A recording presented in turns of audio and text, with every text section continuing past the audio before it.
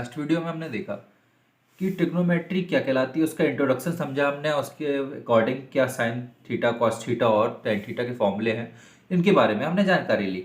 अब हम कुछ न्यूमेरिकल्स या कुछ एप्लीकेशंस कहाँ पर ये उपयोग में आती है उसके बारे में जान लेते हैं। पर उसको जानने से पहले हम क्या करेंगे, हमने बताया था कि परपेंडिकुलर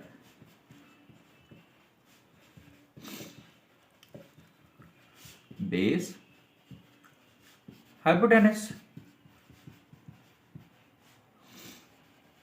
है ना, परपेंडिकुलर बेस और हाइपोटेनस।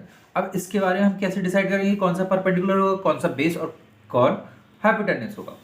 तो बता दो कि अगर मैं सपोज करूं कि यहाँ पे पूछूं सी पॉइंट पर कोई एंगल है, तो उसकी जो एडजेसेंट साइड होगी वो क्या होगी, वो बेस होगी। एडजेसेंट साइड मतलब लगी हुई साइड, और उसकी जो अपोजिट साइड, अपोजिट क्या है यहाँ पर ए बी, तो ये क्या होगा परपेंडिकुलर।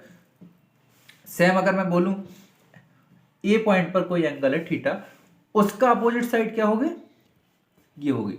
तो जो अभी हमारा बेस था, अब अगर एंगल ए पर बन रहा है तो परपेंडिकुलर क्या हो जाएगा, उसकी अपोजिट साइड बीसी, और उसकी एडजेसेंट साइड क्या हो जाएगी, उसका बेस हो जाएगी। तो इसमें कंफ्यूज नहीं होइएगा, और इसी के बेसिस पर हम क्या कर लेंगे, पूरा अब जितने भी क्वेश्चन आएंगे वो हम सॉल्व कर लेंगे। तो एक क्वेश्चन एग्जाम्पल के तौर पर देख लेते हैं। एग्जाम में अगर कोई वैल्यू दी है हमको, ए बी की वैल्यू किसी ट्राइंगल ए बी सी में, ए बी की वैल्यू हमको क्या दी है, 7 दी है, बी सी की वैल्यू 24 दे दी, और कहा है क्या क्या निकालना है, sign A cos A, sign A cos A निकालना है। ठीक है, तो निकाल लेंगे। कैसे निकालेंगे, साइन ए कॉस ए दिया है, मतलब कि हमको साइन और कॉस में दोनों में हाइपोटेनस आएगा ना फॉर्मूले में, क्योंकि हमने क्या पढ़ा है, हमने जाना है कि sine theta is equal to perpendicular upon hypotenuse, और cos theta is equal to क्या होता है, बेस अपॉन हाइपोटेनस। यही होता है ना, गलत होना तो बिल्कुल मैसेज कर देना, कमेंट कर देना। तो ठीक है, अब हमको हाइपोटेनस भी चाहिए पड़ेगा। परपेंडिकुलर और बेस तो दिया है हमको, ये डायरेक्शन दी है और ये डायरेक्शन दी है। ए बी कहाँ पर है, ए बी दिया है 7, बी सी दिया है 24। ठीक है, एंगल कौन सा पूछा है, ए एंगल, यानी कि एंगल ए पर थीटा। तो परपेंडिकुलर क्या होगा, परपेंडिकुलर उसकी अपोजिट साइड होगी, यानी 24 इसकी परपेंडिकुलर अपोजिट साइड हो गई। अब हमको ये हमको क्या निकालना है, हाइपोटेनस निकालना है, ये निकालना है। तो इसको निकालने के लिए हमको क्या लगाना पड़ेगा, पाइथागोरस। तो पाइथागोरस अगर हम लगाते हैं तो पाइथागोरस क्या कहता है, पाइथागोरस कहता है हाइपोटेनस का square is equal to base का square plus perpendicular square. Base क्या है, बेस हमने बोला 7 का स्क्वायर प्लस 24 का स्क्वायर। 24 का स्क्वायर आपको पता है, और क्या पता है, ये हो गया 16, अच्छा यहाँ चलाइए 576।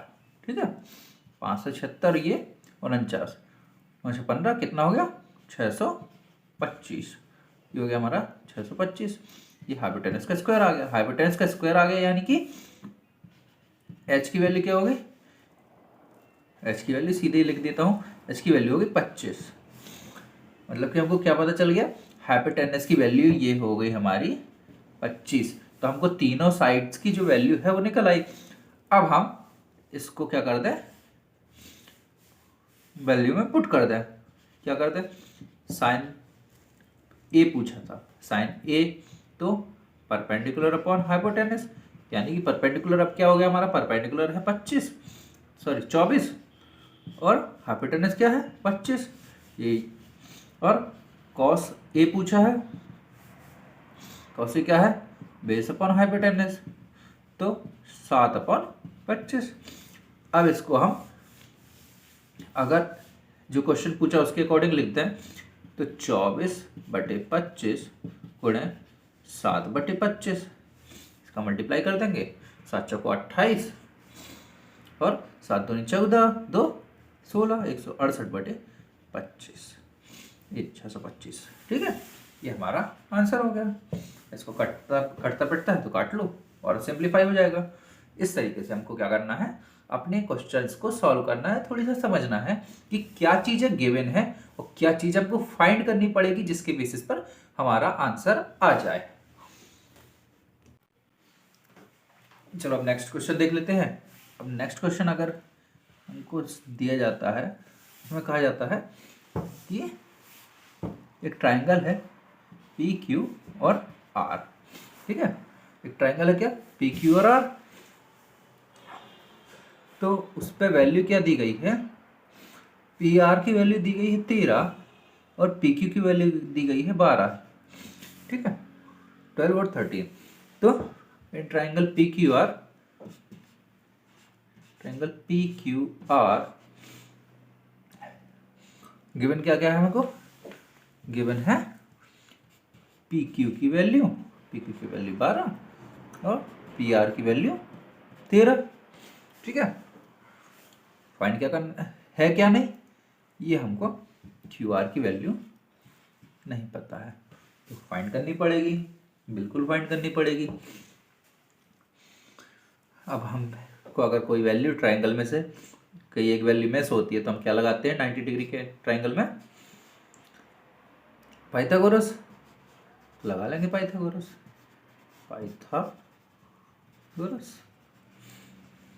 हाइपोटेनस। और फाइंड क्या करना है, फाइंड हमको करना है, पहले ये तो जान लेंगे फाइंड क्या करना है। Then P is equal to cot R, ये प्रूव करना है। tan P is equal to cot R, ये हमको फाइंड करना है कि ये एक दूसरे से के इक्वल है। तो tan का अपोजिट क्या होता है, कॉट। एंगल हमारे दोनों बदल गए। पीक पता करना है r। ठीक है, तो किसी भी एक टर्म में लेके हम क्या कर लेते हैं, साइड निकाल लेते हैं पाइथागोरस थ्योरम के थ्रू।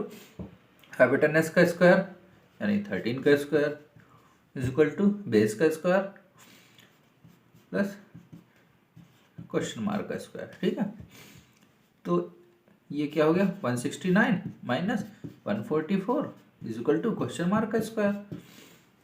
इसमें से माइनस कर देंगे तो कितना आएगा, इसमें से माइनस कर देंगे तो 9 4 5 25 आ गया। ठीक, ये किसका स्क्वायर हो गया, ये हो गया हमारा बेस इज इक्वल टू 5। तो हम बेस क्या लिख देंगे 5 यहाँ पे लिख के। अब हमको ये पता चल गया।